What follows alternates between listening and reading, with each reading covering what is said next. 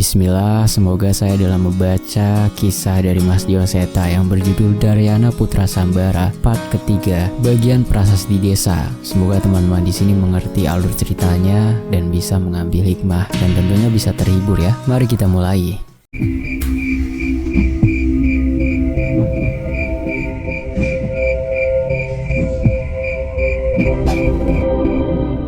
Desa Wirobayan, sebuah desa di pinggir kerajaan yang seolah sengaja menyingkir dari pesatnya perkembangan zaman. Dilihat dari sisi manapun, tempat ini jauh dari jalur perdagangan maupun pusat kerajaan.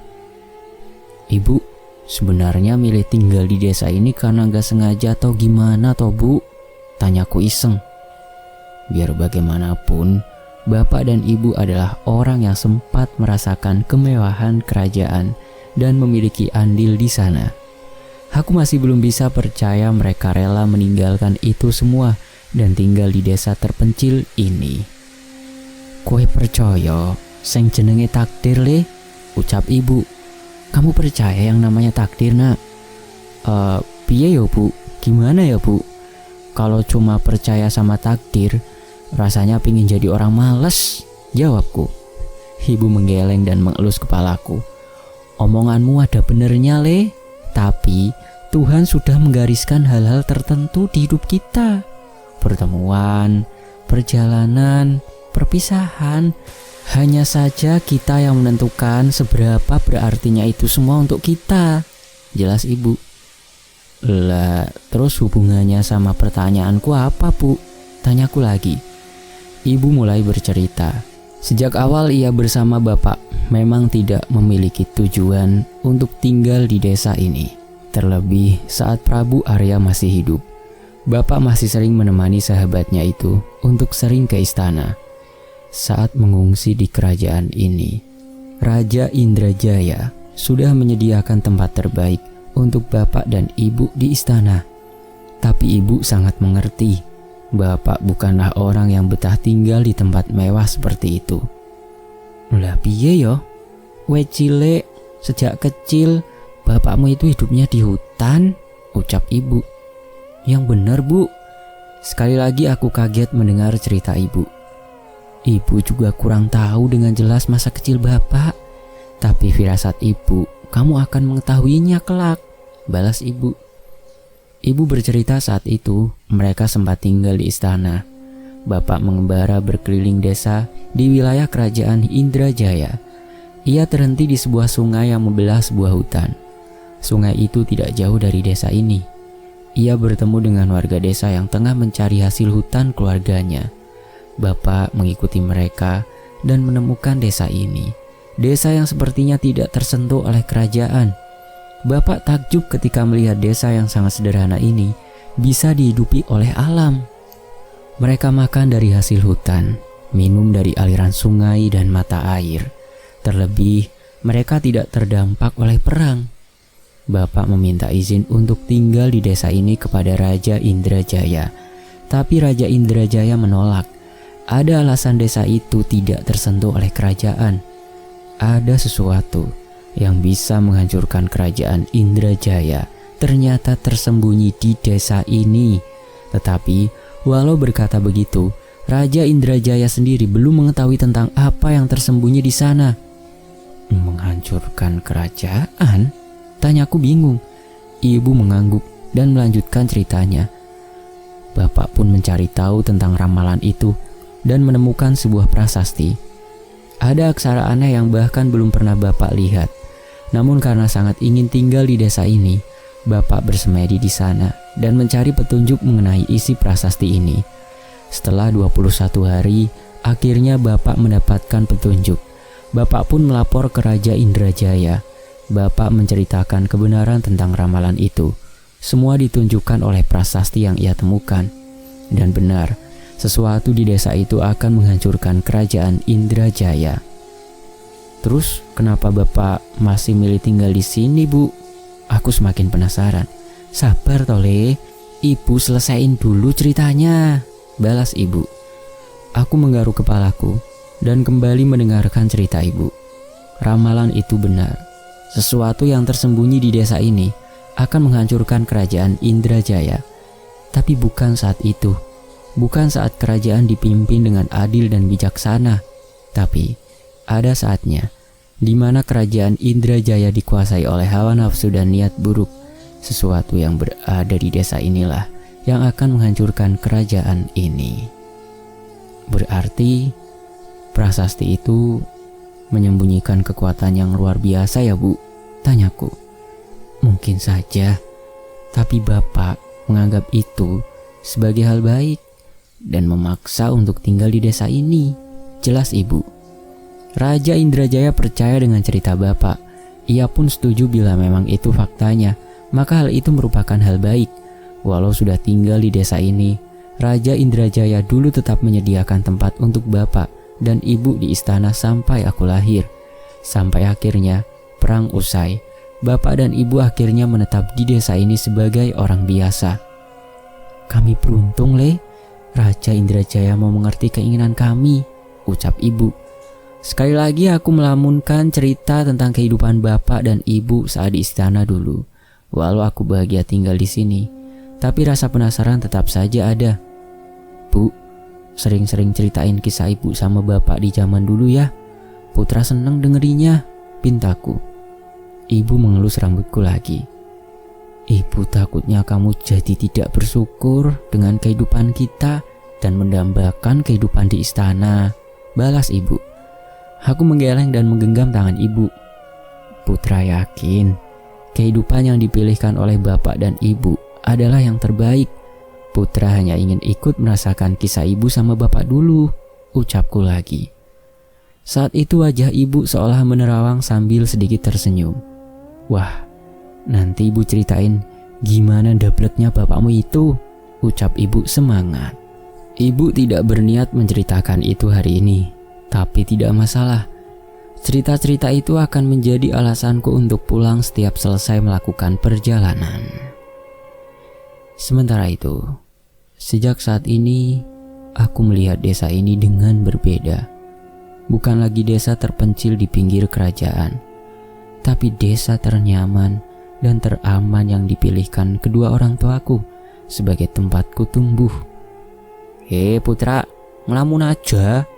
Tiba-tiba seseorang datang memecah lamunanku. Taryo rupanya. Taryo, kamu sudah sehat Yok? Tanyaku kaget melihat perubahan dirinya. Tubuhnya tidak lagi kurus. Ia sudah hampir berjalan dengan normal. Masih ada bekas luka di kakinya. Tapi aku menduga sebentar lagi lukanya akan pulih sepenuhnya. Iya, terima kasih buat kamu. Semenjak kamu ngebatin itu lukaku berangsur-angsur membaik, ucap Taryo. Alah, kebetulan aja kok Yok. Ada acara apa sampai jauh-jauh kesini? Tanyaku. Ibuku bikinin jamu buat ibumu.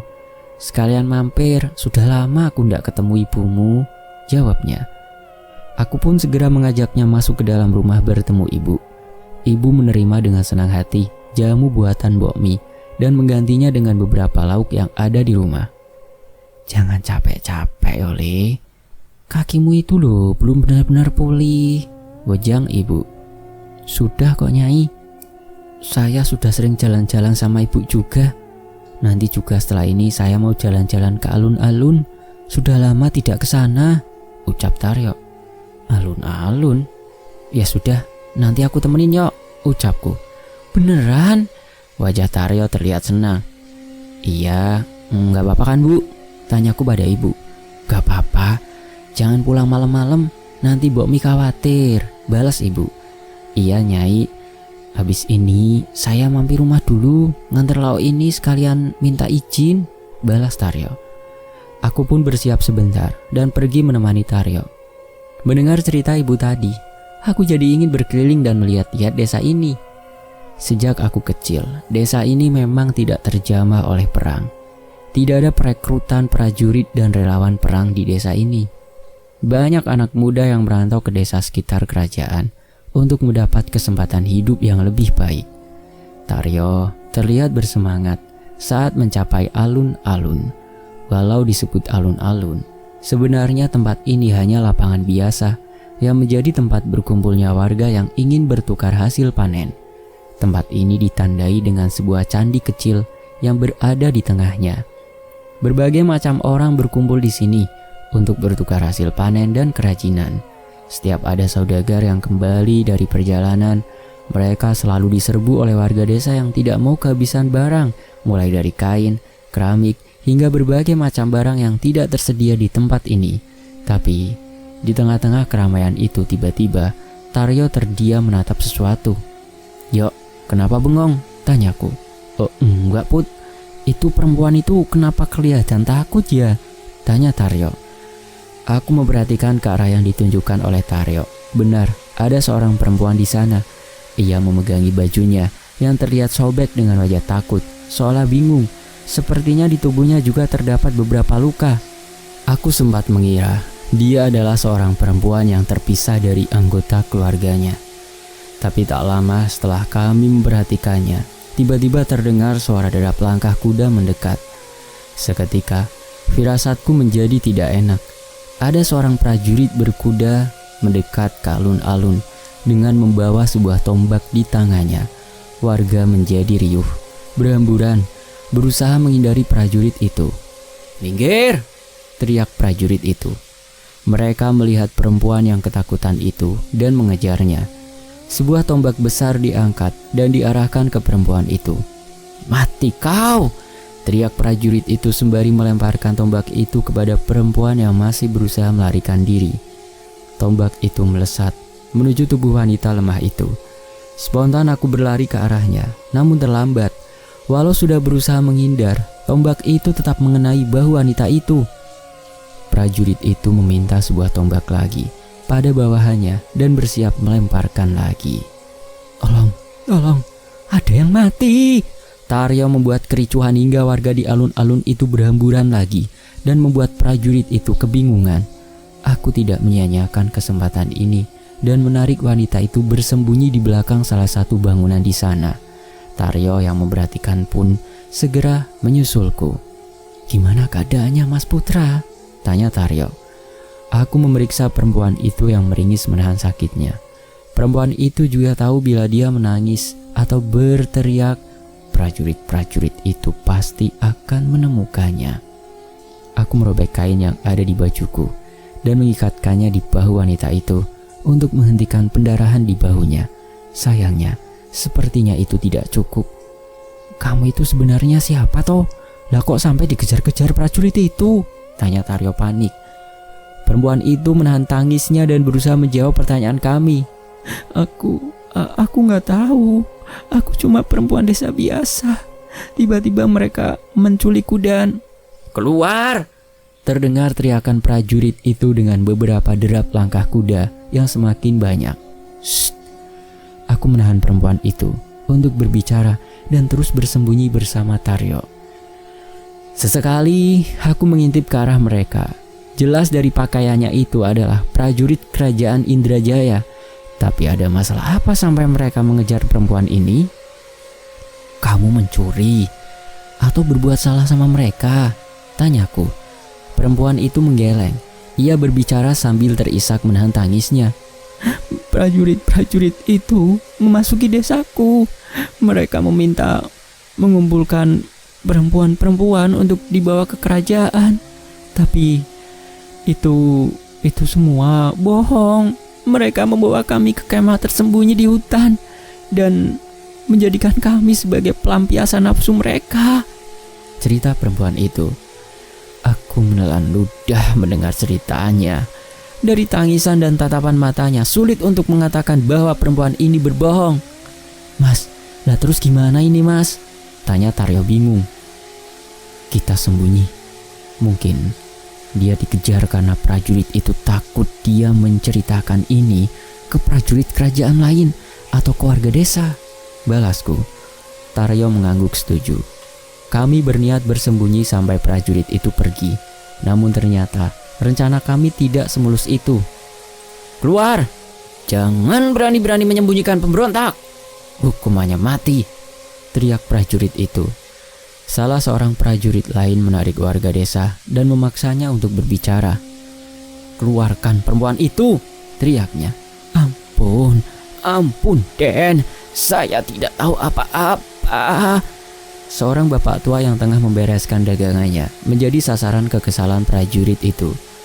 Prajurit itu pun melemparkannya ke hadapan kerumunan dan prajurit lain menyusulnya dengan mengambil beberapa warga desa dan mengumpulkannya di hadapan mereka. Warga desa itu segera berlutut memohon ampun. Sumpah Tuan prajurit, kami tidak tahu wanita itu. Kami tidak tahu dia di mana, ucap mereka. Sepertinya prajurit itu tidak peduli. Ia mencabut pedang dari pinggangnya dan turun dari kudanya. Pedang yang tajam itu menggores pipi salah satu kakek yang menjadi pelampiasan emosi prajurit itu. Kakek itu tidak berani melawan dan hanya mampu menahan rasa sakitnya. Dalam hitungan 10, bila tidak ada yang menyerahkan wanita itu, satu persatu kepala kalian akan terpisah dari tubuhnya, ucap prajurit itu. Sontak warga desa pun ketakutan. Mereka yang jarang sekali melihat prajurit kini memandang prajurit kerajaan sebagai sosok yang mengerikan.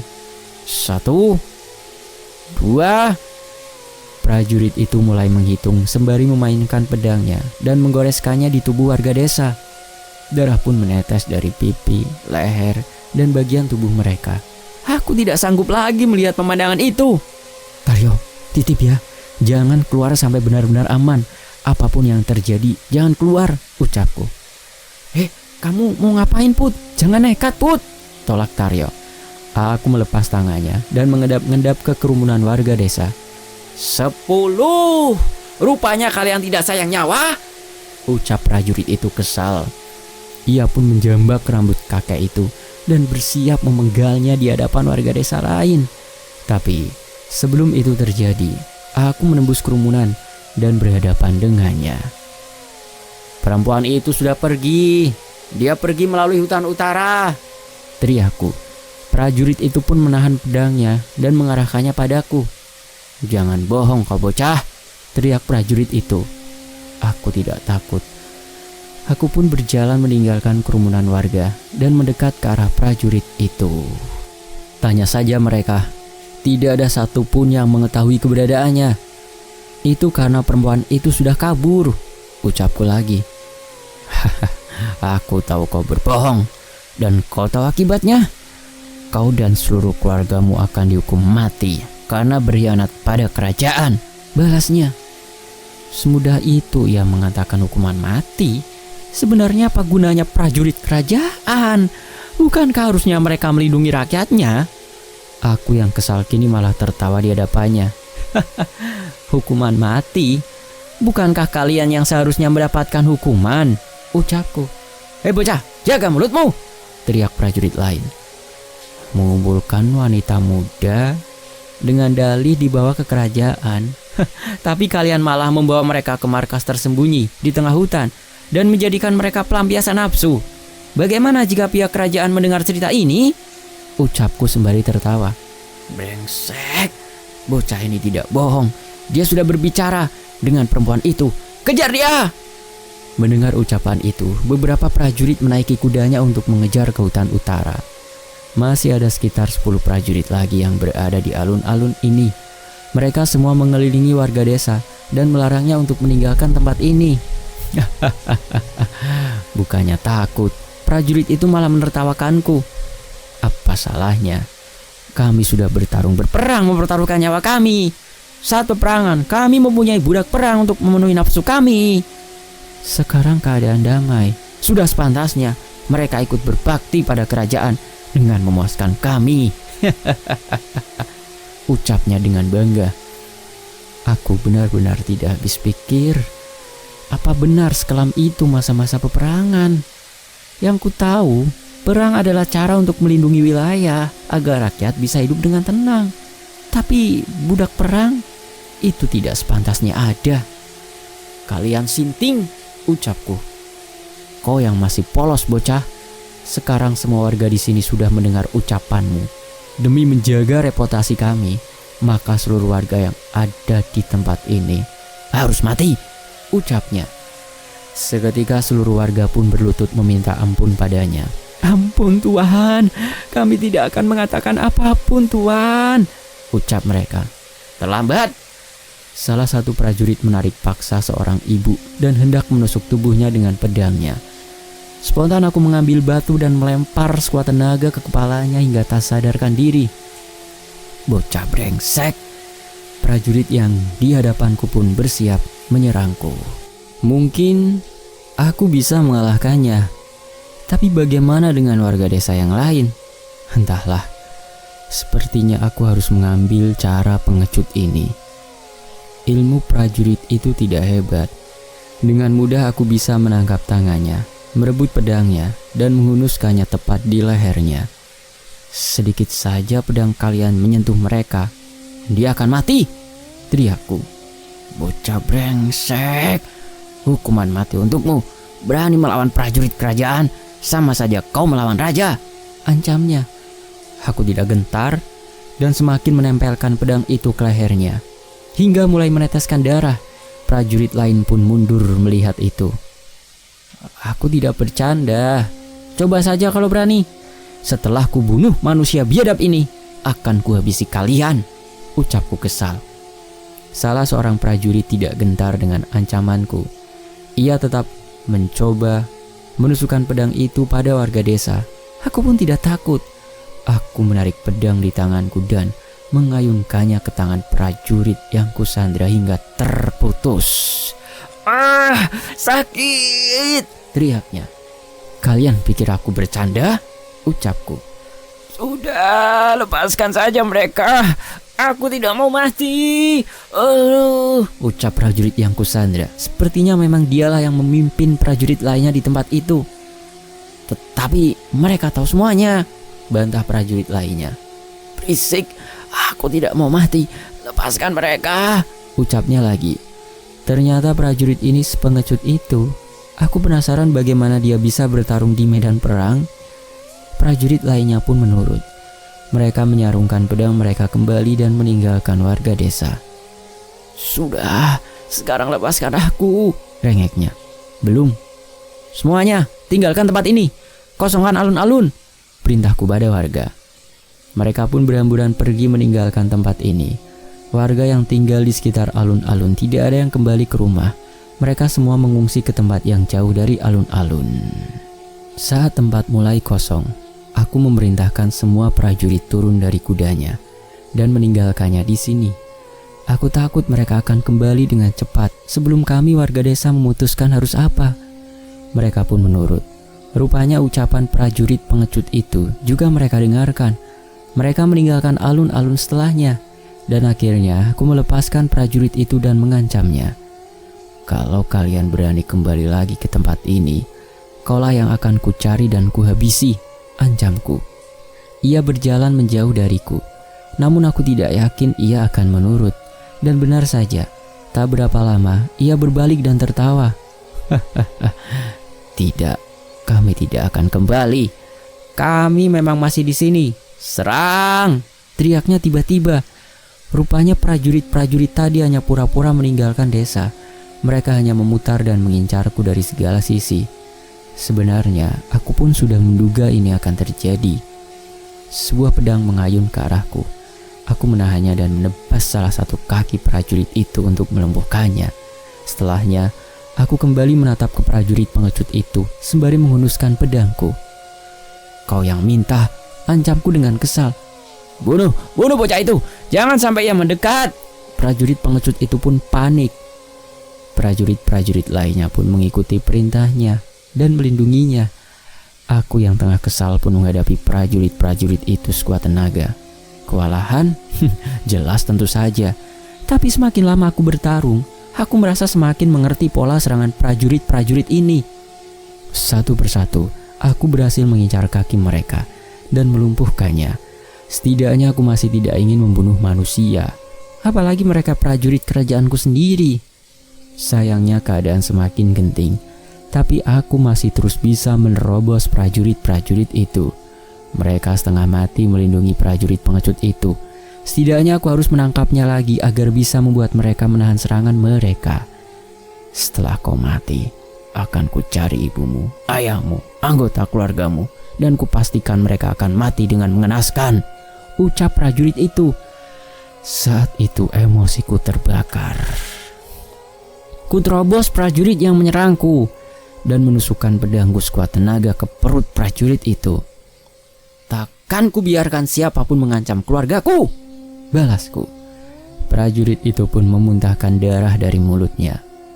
Tatapannya melotot kesakitan, seolah tidak menyangka hal ini akan terjadi. Aku pun melepaskan pedangku dan menjauh.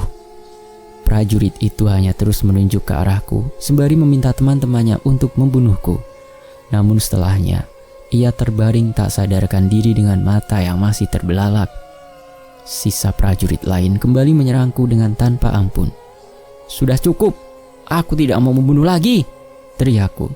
"Terlambat, kau sudah membunuh prajurit kerajaan. Kami punya wewenang untuk membunuhmu," balas prajurit yang lain.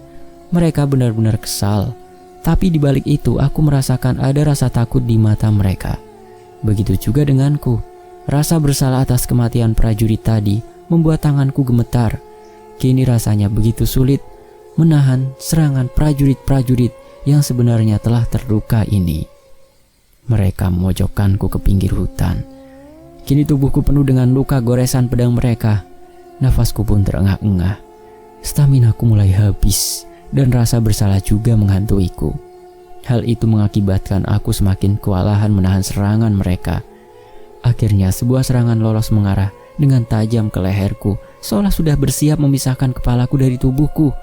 Aku tidak ingin pasrah, tapi aku sama sekali tidak bisa menghindarinya. Terang! Ada sesuatu yang menahan pedang itu. Sebuah pedang yang sama dengan pedang yang digunakan oleh prajurit itu, tapi pembatas gagangnya memiliki ukiran yang berbeda. "Siapa kamu? Jangan ikut campur!" teriak prajurit itu. Aku selamat. Ada seseorang yang datang. Suaranya tidak asing, tapi kali ini ia menutup mulutnya dengan kain. "Menyerahlah dan minta pengampunan ke Panglima Brasma. Setidaknya kalian bisa selamat dari hukuman mati," ucap orang itu. Aku kenal suaranya. Itu adalah suara bapak yang menemuiku saat menanti Panglima Brasma di markasnya dulu. "Berisik!" Prajurit itu tidak terima. Ia mengayunkan pedangnya bersamaan. Tapi tidak semua. Ada 3 prajurit yang ragu menyerangnya. Benar saja. Dalam sekejap, prajurit-prajurit yang menyerang orang itu dapat dikalahkan dengan ilmu pedang yang lebih tinggi. Prak, prak, prak. Ketiga prajurit yang tidak ikut menyerang itu menjatuhkan pedangnya dan berlutut. "Kalian, apa yang kalian lakukan? Jangan bilang kalian takut dengan orang ini," tanya prajurit yang masih dengan kuda-kudanya. "Kau yang bodoh, lihat pedangnya. Itu pedang milik mantri Panglima. Dia pasti tangan kanannya Panglima Brasma," ucapnya ketakutan. Sontak seluruh prajurit itu menatap orang misterius itu. "Kalau masih mau melawan, akan kuladeni. Tapi kupastikan, entah hidup atau mati kalian nanti, kalian akan kami anggap sebagai pengkhianat," ucap orang misterius itu sembari membuka penutup mulutnya. Sepertinya para prajurit itu tidak asing dengan wajah bapak itu. Mereka pun membuang pedangnya dan berlutut di hadapannya. "Ampun Tuan, maafkan kami." Prajurit-prajurit itu pun takluk. Benar, iya, bapak itu adalah orang yang menemuiku di markas prajurit dulu. Aku tak menyangka ia juga memiliki jabatan yang ditakuti oleh prajurit-prajurit ini. "Keputusan yang tepat," ucap bapak itu sembari menyarungkan pedangnya. Seluruh prajurit itu terlihat takut. "Maafkan kami sudah kelewatan. Mohon pengampunan untuk kami," ucap prajurit itu yang masih terus berlutut. "Tergantung. Saya bisa saja meminta pengampunan untuk kalian. Itu kalau kami bisa menemukan akar permasalahan dari kelompok lain," ucapnya. Maksudnya kami harus memberitahu di mana markas kami dan mengkhianati teman-teman kami," ucap salah satu prajurit yang lain. Sekali lagi bapak itu mengeluarkan pedangnya dan meletakkannya di leher prajurit itu. "Jawaban kalian menentukan kalian di pihak mana. Di pihak kerajaan dan bisa kembali menemui keluarga kalian, atau di pihak pengkhianat yang tak lama lagi akan terbongkar," ancam bapak itu lagi. Gila, aku tidak pernah menyangka akan ada di posisi ini. Apa ini artinya memang ada pengkhianat yang mencoba memberontak pada kerajaan? Ampun, kami tidak berani. Kami masih ingin bertemu keluarga kami, rengek mereka. Mereka pun menceritakan jalur menuju tempat persembunyian mereka. Dibanding tempat persembunyian, menurut mereka tempat itu lebih berupa markas yang memang mereka gunakan untuk membagi harta rampasan dan melampiaskan nafsu kepada perempuan yang mereka culik. Kalian keterlaluan, gumamku yang tidak menyangka akan perbuatan mereka. Sekarang kalian boleh mati, ucap bapak itu. Aku kaget, aku kira bapak itu memang berniat mengampuni mereka. Ampun, kami akan memberikan info apa saja, tapi jangan bunuh kami, sahut mereka. Aku pun menatap bapak itu lagi. Pak, serius mereka harus dibunuh pak? Tanyaku. Menurutmu apa hukuman yang pantas untuk mereka? Mereka sudah menculik, memperkosa, bahkan membunuh perempuan-perempuan yang tidak bersalah. Terlebih mereka menarik harta dari warga desa yang belum tentu bercukupan, ucapnya. Benar, di satu sisi aku setuju, tapi nyawa manusia tidak seharusnya semudah itu dihilangkan. Coba pikirkan lagi pak, itu nyawa manusia loh, ucapku. Setelah semua yang mereka lakukan padamu, kamu masih mau membiarkan mereka hidup? Tanya bapak itu. Iya pak, saya cuma babak belur dikit. Paling diobatin ibu seminggu juga sembuh. Nggak perlu sampai harus membunuh mereka, jawab itu. Bapak itu pun menghela nafas dan menyarungkan pedangnya lagi. Berterima kasihlah pada bocah ini. Akuilah kesalahan kalian dan ceritakan ini semua pada Panglima Brasma, perintah bapak itu. Terima kasih tuan, ucap semua prajurit itu. Bapak itu mendorongku ke depan. Kalian ingat wajah anak ini baik-baik. Dia yang dimaksud titah rahasia Sandi Ganendra. Bahkan sekelas panglima pun tidak diizinkan melukainya. Saat bertemu anak ini lagi, pastikan kalian melindunginya, bahkan bila harus mengorbankan nyawa kalian, ucap bapak itu. Sandi Ganendra? Titah apa itu? Aku menduga itu adalah titah yang dibuat Raja Indrajaya untuk melindungi aku dan keluargaku. Sandi Ganendra? Saya pernah mendengar itu. Saya tidak menyangka anak ini salah satunya, ucap prajurit itu. Ya sudah, kalau kalian sudah mengerti, segera pergi dan terima hukuman apapun yang diberikan Panglima Brasma, ucap bapak itu. Terima kasih, balas mereka. Saat itu prajurit-prajurit segera bergegas pergi meninggalkan desa. Bapak ini sebenarnya siapa? Tanyaku. Bapak itu melepas ikatan penutup mulutnya dan mulai tersenyum kepadaku. Aji Saka, panggil Aji saja. Saya satu pasukan dengan Panglima Brasma, ucapnya. Baik Tuan Aji, balasku. Jangan. Seharusnya kita sudah seperti saudara sendiri. Panggil Pak D saja lebih enak, ucapnya lagi. Pak D, ada apa dengan orang-orang kerajaan ini? Satu sisi ada yang ingin membunuhku, satu sisi ada yang menganggapku sedekat ini. Merasa sudah aman, Taryo keluar dari persembunyian bersama perempuan itu. Perempuan itu pun menemui Pak D dan menceritakan semua yang terjadi padanya dan orang-orang yang senasib. Cerita itu membuat Pak D geram. Setelahnya penduduk desa pun kembali ke alun-alun. Pak D meyakinkan bahwa desa ini akan tetap aman. Saya tinggalkan pedang saya di batu ini. Prajurit manapun yang melihat pedang ini akan mengetahui bahwa desa ini di bawah perlindungan Panglima Brasma. Pak D Aji menancapkan pedang itu di sebelah batu di hadapan candi yang ada di alun-alun desa. Melihat benda pusaka kerajaan itu, warga desa Wirobayan ini pun terlihat tenang. Tidak ada lagi yang menyalahkan perempuan yang melarikan diri ke desa ini. Sebaliknya, beberapa warga malah menawarkan diri untuk merawatnya dan mengantarnya kembali ke desanya setelah pulih total. Dalam beberapa hari, akan ada prajurit Panglima Brasma ke desa ini. Tolong jelaskan pada mereka keadaannya, ucap Pak D Aji pada kami. Pak D Aji terlihat mempersiapkan kuda dan ingin segera meninggalkan desa. Melihat hal itu, aku pun mengambil salah satu kuda milik prajurit yang lain dan ikut mempersiapkannya. Saya ikut, ucapku pada Pak De Aji. Jangan, nanti kamu tidak bisa pulang, balasnya. Pak De mau ke hutan itu sendirian kan? Saya ikut. Gak mungkin saya biarin Pak De menghadapi mereka sendirian, ucapku. Jangan sombong. Kalau aku mau, aku bisa membawa prajurit andalanku, balas Pak De. Iya benar Mas Putra, jangan nekat, kasihan Nyai, ucap Taryo. Sekilas ucapannya memang masuk akal, tapi dari beberapa kejadian yang kualami selama ini, aku yakin ada alasan Pak De Aji datang ke desa ini seorang diri. Enggak gitu, ada alasan kenapa Pak De Aji datang ke sini sendiri. Mungkin Panglima Brasma bisa dipercaya, tapi belum tentu prajurit dan anak buah lainnya bisa dipercaya. Semua ini terlihat begitu kabur, jawabku. Jadi kamu sudah bisa berpikir sampai ke situ? Tanya Pak De. Saya bukan di antara prajurit-prajurit itu. Jadi Pak De bisa dipercaya penuh sama saya? Ucapku yang berusaha penuh meyakinkan Pak De Aji. Pak De Aji menatap mataku. Sepertinya ia membaca niatku untuk segera menghentikan perbuatan prajurit bejat nan keji ini. Ya sudah, tapi ada satu syarat.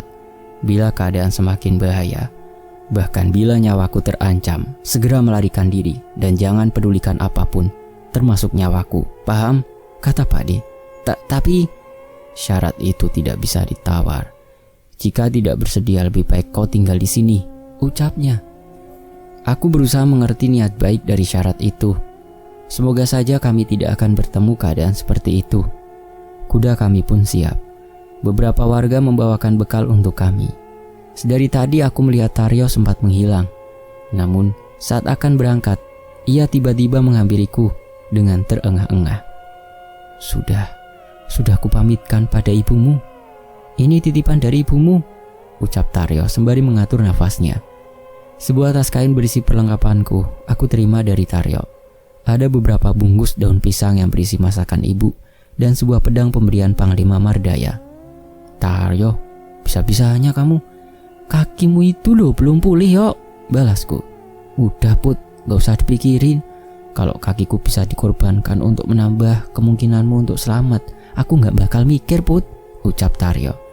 Aku tersenyum mendengar niat baiknya. Aku pun memeluknya dan menepuk punggungnya untuk berpamitan. Ia pun melepaskan kepergian kami dengan duduk di tanah meluruskan kakinya, sembari terengah-engah mengatur nafasnya. Teman yang baik, ucap Pak De. Aku mengangguk, menatap bekal yang kubawa. Setelahnya aku pun membiasakan diri untuk mengendarai kuda yang kugunakan dan bergegas menuju sebuah hutan yang ditunjukkan oleh prajurit itu. Hampir setengah hari perjalanan untuk mencapai tempat yang dimaksud. Langit sudah malam. Pak Ade sudah bersiap dengan bawaannya untuk membuat obor. Kuda kami pun kami parkir di pinggir sungai yang cukup jauh. Sebenarnya ini bukan hutan yang terpencil. Ada desa di dekat hutan ini, tapi sepertinya warga tahu bahwa ada markas prajurit di hutan ini dan tidak berani mengusiknya. Kami berjalan perlahan, melintasi hutan yang jalannya sudah terbuka oleh langkah kuda. Dari jauh terlihat nyala api seolah ada keramaian di sana. Kami pun mendekat dan segera mematikan obor. Yang ini enak. Aku sudah 3 hari sama perempuan ini. Terdengar suara seorang prajurit yang mendorong seorang perempuan ke prajurit lainnya. Brengsek kau. Habis kau pakai rasanya. Pasti sudah nggak sama, balas temannya itu. Sialan. Kalau nggak mau buat yang lain saja. Biar kau main sama kambing di sana, ledek prajurit itu. Ternyata benar, markas ini lebih seperti tempat pesta. Perempuan-perempuan dimasukkan di dalam kurungan bambu dan diambil begitu saja oleh prajurit yang mulai bernafsu. Ada satu kemah tempat prajurit itu mengumpulkan harta jarahannya, perhiasan, pakaian indah, hingga hewan ternak dikumpulkan di satu sisi. Perhatikan patung itu, ucap Ade Aji. Aku memperhatikan ke arah sebuah patung yang dipajang di tengah kumpulan tenda-tenda markas itu. Itu patung sosok hitam besar dengan mata sebesar kepalan tangan. Taringnya memanjang hingga melampaui lehernya. Berbulu, namun sebagian bulunya sudah terkoyak. Terlihat gagah, namun mengerikan.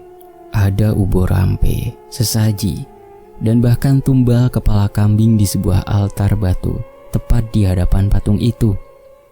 "Lanteng Kiri Agung," ucap Pak De Aji. "Hah? Apa Pak De?"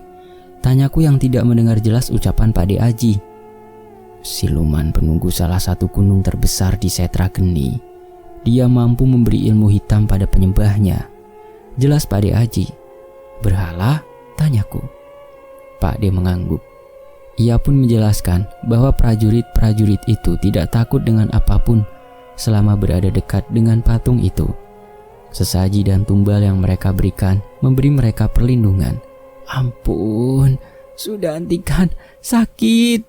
terdengar suara teriakan seorang perempuan yang berlari dari dalam tenda.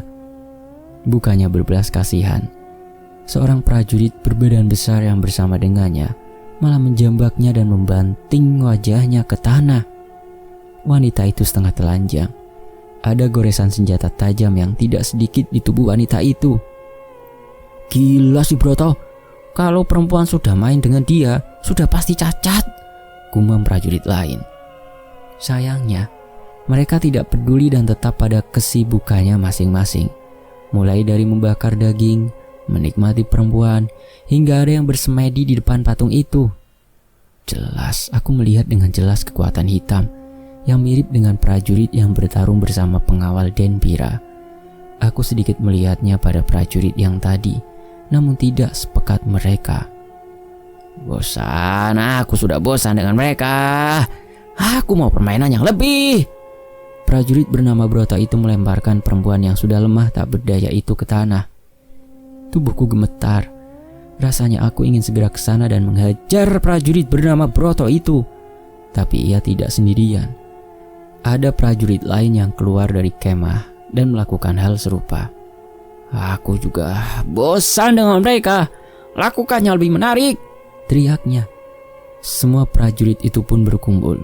Mereka menyambut baik ide gila orang-orang itu. "Jangan kurung mereka. Gantung saja mereka di pohon dan kalian bebas memuaskan nafsu kalian pada mereka," ucap Broto. Perintah itu disambut dengan riuh oleh prajurit lain. Tapi sepertinya itu bukan akhir dari perintah Broto. "Setelah kalian selesai, penggal mereka dan letakkan kepalanya di altar. Mereka akan berjasa untuk kesaktian kita," ucap Broto. Mendengar hal itu seketika suara riuh tadi berubah menjadi hening. "Broto, kau yakin?" tanya salah seorang prajurit. "Besok kita ke desa lagi. Kita cari perempuan lain lagi. Kalian tidak usah pusing," balasnya. Prajurit-prajurit itu pun menatap tahanan perempuan yang sudah memohon ampun sejak tadi, tapi seolah sudah dimakan oleh nafsu. Mereka pun menuruti perintah Broto dan segera mengikat mereka. "Pak De, aku gak bisa diam lebih dari ini," ucapku dengan tangan gemetar. "Benar, tapi jangan gegabah. Aku jelaskan rencananya," balas Pak De. Pak De pun menceritakan rencananya untuk memancing perhatian prajurit dan menghadapi mereka dengan memanfaatkan gelapnya hutan. Di saat mereka sedang sibuk dengan Pak De, aku diminta untuk menghancurkan patung itu secepat mungkin. Setelah itu kami akan kabur meninggalkan hutan. Sepertinya tidak terlalu sulit. Tapi menghadapi prajurit-prajurit ini, apa Pak De Aji mampu? Sayangnya tidak ada waktu untuk berdebat. Pak De sudah bergegas di depan menuju tempat yang paling mencolok di markas itu. "Ah!" terdengar suara teriakan dari seorang prajurit yang berusaha mengikat seorang perempuan di pohon. Itulah Pak De. Pedangnya sudah melukai kaki prajurit itu hingga ia terkapar di tanah. "Siapa itu? Penyusup!" teriak prajurit lainnya yang menyadari kejadian itu. "Lari ke arah suara air. Kalian akan menemui sungai. Tunggu tahanan yang lain dan ikuti sungai menuju desa," ucap Pak De pada tahanan wanita yang ia selamatkan. Wanita itu mengangguk dan berlari secepat mungkin mengikuti petunjuk Pak De. Sebaliknya, kini prajurit lainnya sudah menghunuskan pedang dan mencari keberadaan Pak De Aji. Mereka tidak sadar Pak De Aji bersembunyi di balik bayangan pohon dan menyerang prajurit lainnya. "Ah, hati-hati, dia bukan orang sembarangan," Berapa orang? Tanya Broto. Terdengar suara teriakan beberapa prajurit yang terluka dengan serangan Pak D. Sepertinya lebih dari satu. Tidak, sepertinya banyak, jawab prajurit lain yang termakan strategi Pak D. Gila, prajurit-prajurit ini benar-benar tidak sebanding dengan kemampuan Pak D Aji. Ia benar-benar bisa mengelabui prajurit itu. Benar saja, seluruh prajurit mengikuti perintah Broto dan meninggalkan markas untuk menyerang Pak D. Suara pedang yang beradu mulai terdengar. Aku menduga Pak D sudah bertarung dengan beberapa prajurit yang tidak dapat dihindari. Aku mengambil kesempatan ini untuk menyusup ke markas. Ada sebuah kurungan yang berisi perempuan yang mereka culik. Pergi, ikuti arah air. Kalian akan bertemu sungai yang akan mengantar kalian menuju desa. Ucapku sembari mendobrak kurungan itu dan melepaskan mereka. Kalian siapa? Tanya perempuan itu. Aku bingung menjawab apa. Namun aku benar-benar ingin membersihkan nama baik prajurit Indrajaya.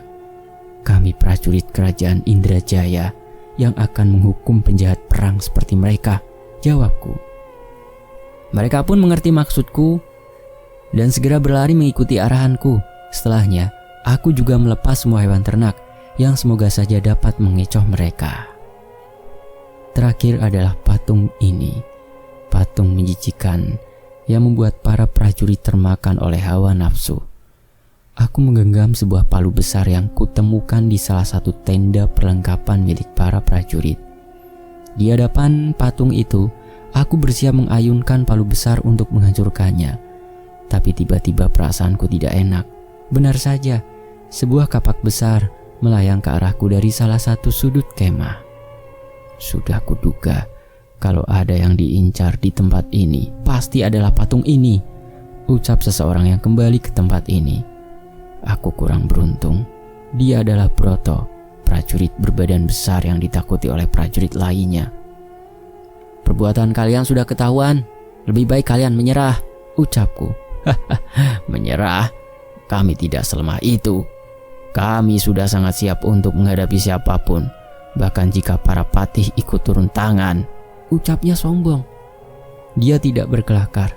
Serangannya barusan bahkan bisa menghancurkan beberapa tenda dengan sekali lemparan. Broto pun mencabut pedangnya dan berlari ke arahku.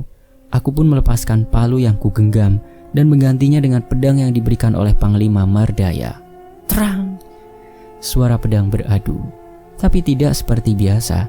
Aku terpental dengan serangan dari Broto. Ada kekuatan hitam menyelimuti pedangnya. Sekilas aku melihat mata Broto memutih seperti kesetanan. Mengganggu kesenanganku, kumamnya adalah mati, teriak Broto. Aku berusaha menghindar dari ayunan pedang Broto, bukan tanpa alasan. Setiap serangannya bisa membuat tanganku terpental dan membuka pertahananku. Aku tersudut, namun aku tidak menyerah. Aku mengingat sebuah serangan yang diajarkan oleh bapak untuk mengalahkan makhluk bertubuh besar. Dengan susah payah, aku mengambil jarak dari Broto. Aku merunduk serendah mungkin dengan tangan yang terbuka. Tepat saat Broto bersiap menyerang, aku melesat secepat mungkin ke arahnya dan mendekat sedekat mungkin di sudut terendahnya. Sebuah tebasan menebas Broto dari kaki hingga naik ke pundaknya. Darahnya bermunceratan. Aku yakin seranganku cukup dalam. Seharusnya ia kesulitan bergerak setelahnya, tapi ternyata perkiraanku salah. Broto kembali berdiri dan tertawa. Hebat. Seandainya kau melawan aku yang dulu, pasti aku sudah kalah, jawabnya. Aku mundur beberapa langkah. Aku terkaget saat melihat luka Broto menutup dengan cepat dengan sesuatu yang hitam menutupi luka itu. Patung itu seolah bereaksi. Sepertinya kekuatan yang menyembuhkan Broto berasal dari patung itu. Sialnya, tubuh Broto malah semakin menghitam dengan otot-ototnya yang membesar. Aku mau darah. Aku mau darah. Mata Broto memutih.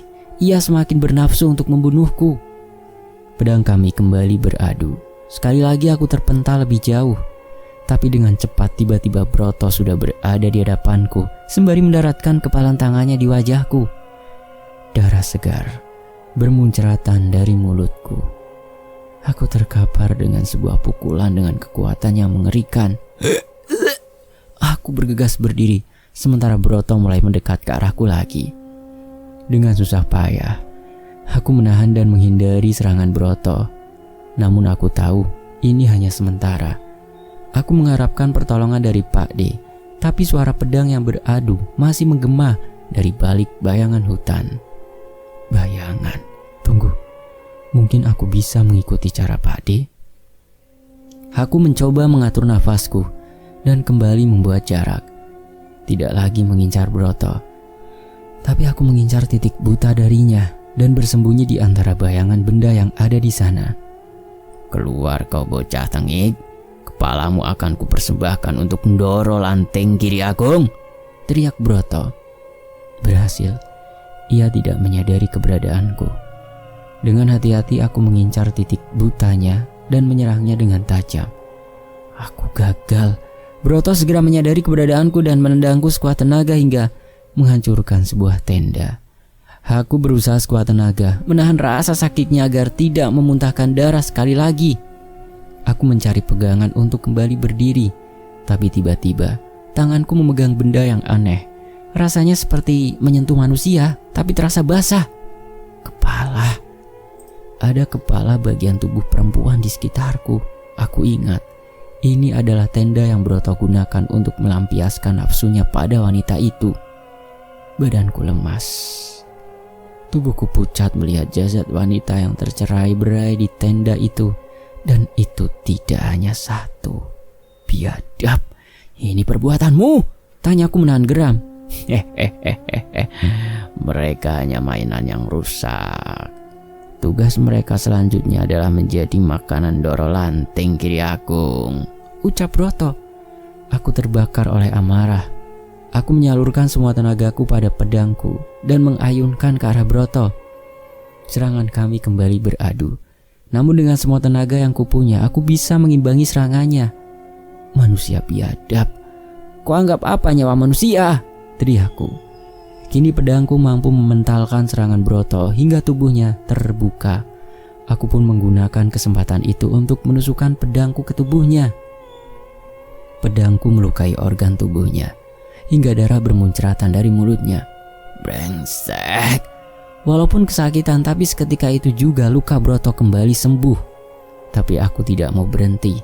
Bahkan bila nafasku harus habis, aku akan menggunakan semua kekuatanku untuk terus menyerangnya. Cerang. Sekali lagi aku berhasil membuka pertahanannya dan menusuk tubuhnya dengan bertubi-tubi. Tidak mungkin, kau bahkan tidak bisa melukaiku. Broto tidak percaya kalau dia akan terpojok. Terserah, berapa ribu kali kau akan sembuh, itu artinya beribu kali juga kau akan merasakan rasa sakit, ucapku. Aku termakan emosiku. Setiap seranganku semakin cepat. Puluhan luka sudah tercipta di tubuh Broto, dan itu segera menutup. Nafasku hampir habis. Sebentar lagi mungkin aku akan mati oleh serangan Broto. Tapi saat aku mengingat wujud jasad perempuan tadi, aku mengurungkan niatku untuk menyerah dan menyalurkan semua tenagaku pada pedang ini. Kekuatan terakhirku kugunakan untuk menusukkan pedangku tepat di jantung Broto hingga menembus tubuhnya. Broto memuntahkan darah lagi. Akhirnya nafasku habis. Aku tak mampu lagi bergerak dan terkapar di tanah. Selesai. Setelah ini aku akan pulih dan akan menghabisimu, ucap Broto sembari tersenyum. Aku terlalu lemah untuk membalas ancamannya. Wajahku memucat, sepertinya aku bisa kehilangan kesadaran. Tapi begitu juga dengan Broto. Darahnya mengucur semakin deras. Ia tidak kembali pulih. Krak! Terdengar suara batu yang pecah dari arah belakang Broto. Itu adalah suara patung berdarah Lanteng Giri Agung yang tertusuk oleh pedangku yang menembus dari tubuh Broto. Krak, krak. Retakan itu menjalar hingga membuat patung itu terpecah dan jatuh ke tanah. Tidak mungkin, ucap Broto. Ia terus memegangi pedang yang menancap di jantungnya. Ia berusaha melangkah ke arahku, tapi sebelum mencapaiku, ia terjatuh dengan tatapan mata yang terus melotot, tidak terima dengan hasil pertarungan ini. Berhasil? Apakah aku berhasil? Aku menolak untuk kehilangan kesadaran dan berusaha mengatur nafasku. Aku cemas dengan keadaan Pak De Aji, Tapi untuk berdiri saja begitu sulit. Tapi suara riuh dan pedang yang beradu dari dalam hutan mulai menghilang.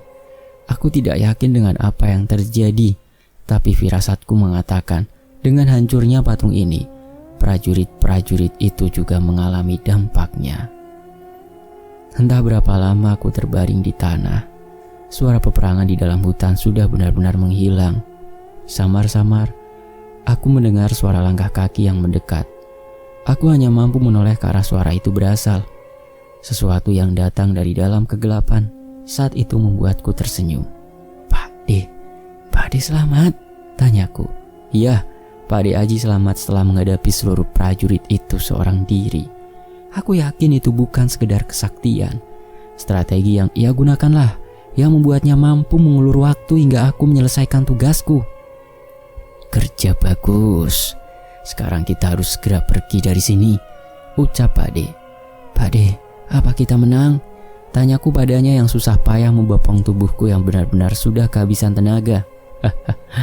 Apa ini kemenangan pertamamu? Tanya Pak De. Kalau sama manusia iya Pak De. Biasanya saya selalu dibantu orang lain, jawabku. Manusia? Memangnya kamu pernah bertarung melawan apa lagi? Tanya Pak De Aji dengan mengerutkan dahinya. Pak De pasti gak percaya. Aku pernah berantem sama setan penunggu bukit, ucapku sambil sedikit tertawa. Ia menaikkan tubuhku pada seekor kuda dan membawaku pergi menerobos hutan, meninggalkan hutan ini. Saat itu, matahari sudah mulai terbit. Kami tiba di pinggir sungai yang sudah sangat jauh dari markas itu berada. Sepertinya Pak De ingin kami beristirahat sejenak di tempat ini. Aku pun terbaring di rerumputan yang lunak dan benar-benar menikmati udara pagi yang akhirnya menghantarku ke tidur lelapku. Bersambung ke part 4. Demikianlah ya bagian 3 Dharena Putra Sambara, sebuah kisah dari Mas Dioseta. Fakta sejarah pamit undur diri, mohon maaf kalau ada salah kata. Saya pamit. Wassalamualaikum warahmatullahi wabarakatuh. Alhamdulillahirrabbilalamin. Sampai jumpa di bagian berikutnya. Tetap di Fakta Sejarah.